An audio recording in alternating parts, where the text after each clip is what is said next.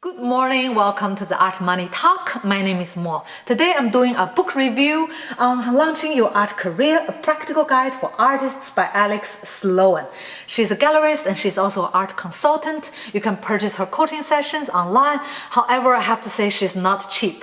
But don't worry, the book is very cheap though. I bought it for 12 euros online together with How to Sell Your Art Online by Corey Hoff, the book I reviewed yesterday. Those two books are completely different though. This book focuses on how to work with art galleries, and the other book focuses on how to become independent artists without art galleries.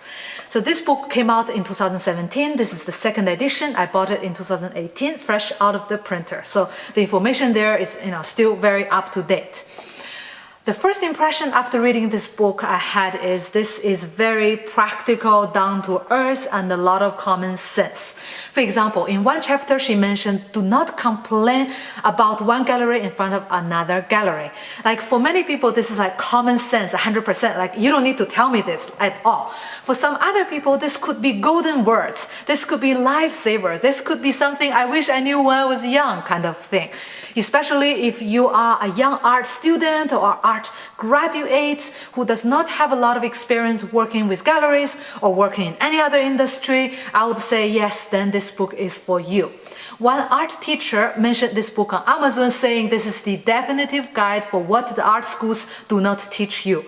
I would say I agree. This book fills the gap between what the art schools do not teach you and what the world of art expects you to know. So this book fills the blank perfectly. So if you are looking for a book like this, then this book is for you. There's one chapter in this book is called What Do Other People Say? It's basically one chapter about what for the artist industrial professionals saying their experience working in the world of art. I really like this chapter because not all the artist help books have the chapters like this, including a variety of people, what they learn, what they say about working as an artist. I would say this chapter really added a lot of value to this book personally to me. You can get the same information online, on different forums, perhaps on Reddit and on Quora. However, this information is catered for you, is well selected, is curated. So if you want to get the book and save your time going through a lot of information online, then go ahead, get the book, you will not regret. It's not all good though. I mean, I have to put some negative points to counterbalance the content a little bit. I would say this book missed a lot of content about entrepreneurship.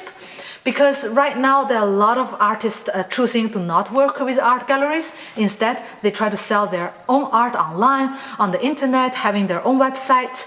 And this book does not talk about this tendency at all. For example, in one chapter about budgeting, taxes, she just wrote 2.5 pages, and in those 2.5 pages, there's not one single number, chart, spreadsheets, tables. There's like no data at all, and it's just general information on you should do your tax and you should do your budget. It's like, I know that, but how, right? That's the problem. So a lot of artists don't know how to manage money, and this book does not provide much insight. Because she's preparing you to work with galleries and just hand over everything to the galleries, and you just paint as an artist, and you just paint and forget about everything else.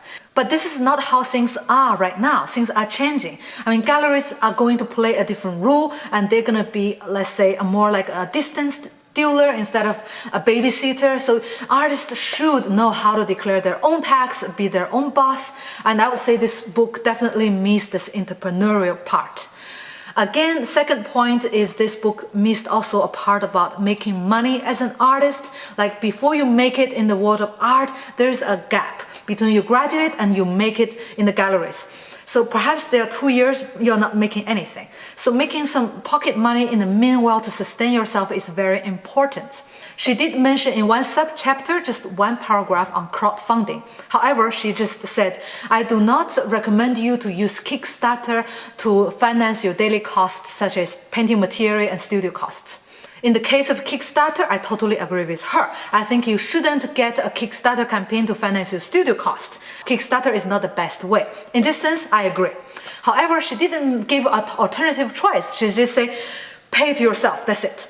But this is not how it is. I mean, not everybody has the money to pay if you don't suggest a way to finance it. Kickstarter is not the way. But what is the way? Instead, I would suggest you to use Patreon, for example. You could use a YouTube channel, you can get Patreon, you can get Google ad revenue so that you could sustain yourself. Meanwhile, you can't just say, you don't have money, don't work as an artist, go find a job. I mean, that's not a solution.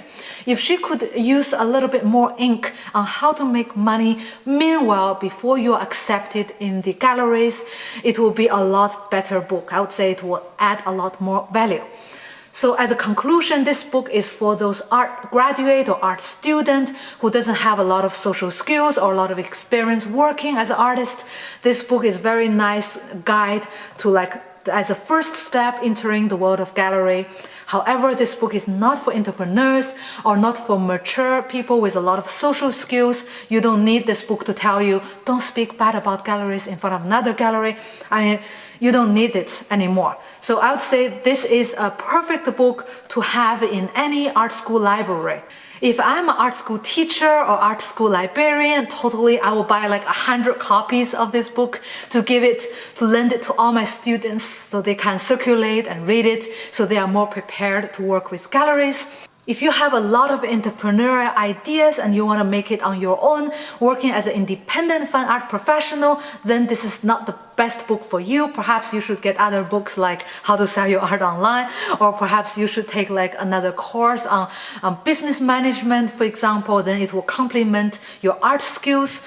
This book is not a book for you entrepreneurs. It's a book for people who wants to work with galleries and focus on painting and forget about all these numbers and money.